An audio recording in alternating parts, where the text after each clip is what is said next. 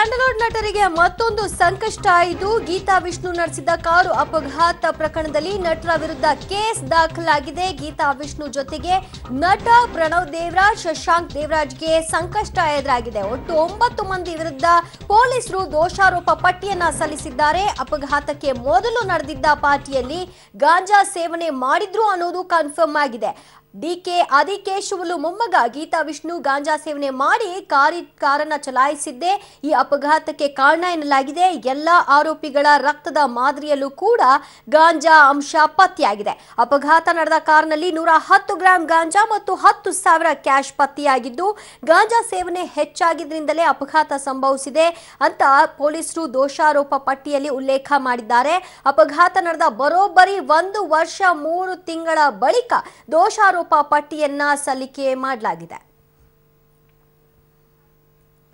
ಈ ಬಗ್ಗೆ ಹೆಚ್ಚಿನ ಡೀಟೇಲ್ಸ್ ಪಡೆಯೋಣ ನಮ್ಮ ಪ್ರತಿನಿಧಿ ಮುರಳಿಯಿಂದ. ಮುರಳಿ, 1 ವರ್ಷ 3 ತಿಂಗಳ ಬಳಿಕ ದೋಷಾರೋಪ ಪಟ್ಟಿ ಸಲ್ಲಿಕೆ ಆಗ್ಲಿಕ್ಕೆ ತಡವಾಗ್ಲಿಕ್ಕೆ ಕಾರಣ ಏನು?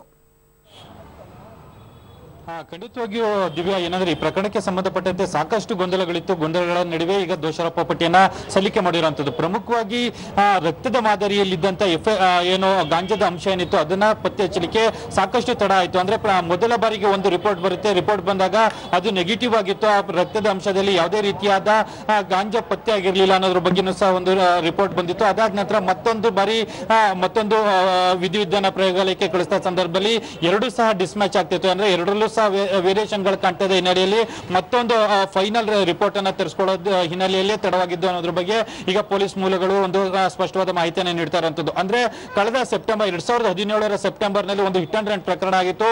ಗೀತಾ ವಿಷ್ಣು ಇರಬಹುದು ಮತ್ತು ದೇವರಾಜ್ ಅವರ ಮಗ ಪ್ರಣವ್ ದೇವರಾಜ್ ಇರಬಹುದು, ಮತ್ತೆ ಸಾಕಷ್ಟು ಜನ ಒಂದು ಪಾರ್ಟಿಯನ್ನ ಮಾಡ್ತಾರೆ. ಪಾರ್ಟಿಯನ್ನ ಮಾಡಿದ ಸಂದರ್ಭದಲ್ಲಿ ಜಯನಗರದ ಸೌತ್ ಅಂಡ್ ಸರ್ಕಲ್ ನ ಬಳಿಯಲ್ಲಿ ಒಂದು ಹಿಟ್ ಅಂಡ್ ರನ್ ಪ್ರಕರಣ ಆಗುತ್ತೆ. ಅಲ್ಲಿ ಬಂದ ಸಂದರ್ಭದಲ್ಲಿ ಒಂದಷ್ಟು ಸಾರ್ವಜನಿಕರಿಗೆ ಡಿಕ್ಕಿ ಹೊಡೆಯುವಂತದ್ದು ಮತ್ತು ಒಂದು ಓಮಿನಿ ಕಾರ್ಗೆ ಸಹ ಡಿಕ್ಕಿಯನ್ನು ಹೊಡಿತಾರೆ. ಡಿಕ್ಕಿಯನ್ನು ಹೊಡೆದ ಸಂದರ್ಭದಲ್ಲಿ ಅಲ್ಲಿಂದ ಹಾಸ್ಪಿಟಲೈಸ್ ಆಗಿದ್ದು. ಅಂದ್ರೆ ಆ ಸಂದರ್ಭದಲ್ಲಿ ಅಲ್ಲಿನ ಸಾರ್ವಜನಿಕರು ಏನಿದ್ರು ಸಾರ್ವಜನಿಕರು ಸಹ ಎಲ್ಲ ರೊಚ್ಚಿಗೆದ್ದ ಸಂದರ್ಭದಲ್ಲಿ ಗೀತಾ ವಿಷ್ಣುಗೆ ಏನು ಸಾಕಷ್ಟು ಹಲ್ಲೆಯನ್ನ ಮಾಡ್ತಾರೆ. ಅಂದ್ರೆ ಸರ್ವೇಸಾಮಾನ್ಯವಾಗಿ ಅಪಘಾತ ಆದ ಸಂದರ್ಭದಲ್ಲಿ ಹೈ ಎಂಡ್ ಕಾರ್ ಅಲ್ಲಿ ಬಂದಂತವ್ರು, BMW ಕಾರ್ನಲ್ಲಿ ಬಂದಂತವನು ಬೇಜವಾಬ್ದಾರಿಯಿಂದ ಕಾರನ್ನ ಓಡಿಸಿ ಓಮಿನಿ ಕಾರ್ಗೆ ಡಿಕ್ಕಿಯನ್ನು ಹೊಡಿತಾನೆ. ಡಿಕ್ಕಿಯನ್ನು ಹೊಡೆದ ಸಂದರ್ಭದಲ್ಲಿ ಅಲ್ಲಿ ಪ್ರಾಣಾಪಾಯ ಆಗಿರ್ಬೋದು ಅಂತ ಹೇಳಿ ಸಾರ್ವಜನಿಕರು ಭಾವಿಸ್ತಾರೆ.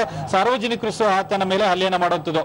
ಅದಾದ ನಂತರ ಗೀತಾ ವಿಷ್ಣು ಹಾಸ್ಪಿಟಲೈಸ್ ಆಗಂತದ್ದು. ಹಾಸ್ಪಿಟಲ್ ಇಂದ ತಪ್ಪಿಸ್ಕೊಳ್ತಾನೆ. ತಪ್ಪಿಸ್ಕೊಂಡ ನಂತರ ಅದಕ್ಕೆ ಪ್ರಮುಖವಾಗಿ ಅವನ ಜೊತೆಯಲ್ಲಿದ್ದಂತವರು ದೇವರಾಜ್ ಅವರ ಪುತ್ರ ಜೊತೆಗೆ ಬೇರಷ್ಟು ಸಾಕಷ್ಟು ಜನ ಇದ್ರು. ಅದೇ ಸುಮಾರು 7 ಜನ ಆರೋಪಿಗಳಿದ್ರು. 7 ಜನ ಆರೋಪಿಗಳು ಸಹ ಗಾಂಜಾವನ್ನ ಸೇವಿಸಿದ್ರು. ಅಂದ್ರೆ ಈ ಘಟನೆ ನಡೆಯೋದಕ್ಕಿಂತ ಮುಂಚೆ ಒಂದು ಪಾರ್ಟಿಯನ್ನ ಮಾಡ್ತಾರೆ. ಅದೇ ಜಯನಗರದ 4th ಕ್ರಾಸ್ ನಲ್ಲಿ ಒಂದು ಪಾರ್ಟಿಯನ್ನ ಮಾಡಿ ಸೌತ್ ಅಂಡ್ ಸರ್ಕಲ್ ನಲ್ಲಿ ಬಂದು ಈ ಹಿಟ್ ಅಂಡ್ ರನ್ ಪ್ರಕರಣವನ್ನು ಮಾಡಿದ್ದಾರೆ ಅಂತೇಳಿ ದೋಷಾರೋಪ ಪಟ್ಟಿಯಲ್ಲಿ ಈಗ ಸಲ್ಲಿಕೆಯನ್ನ ಮಾಡಿರುವಂತದ್ದು. ದಿವ್ಯಾ, ಥ್ಯಾಂಕ್ ಯು ಮುರಳಿ ನಿಮ್ಮೆಲ್ಲ ಮಾಹಿತಿಗೆ.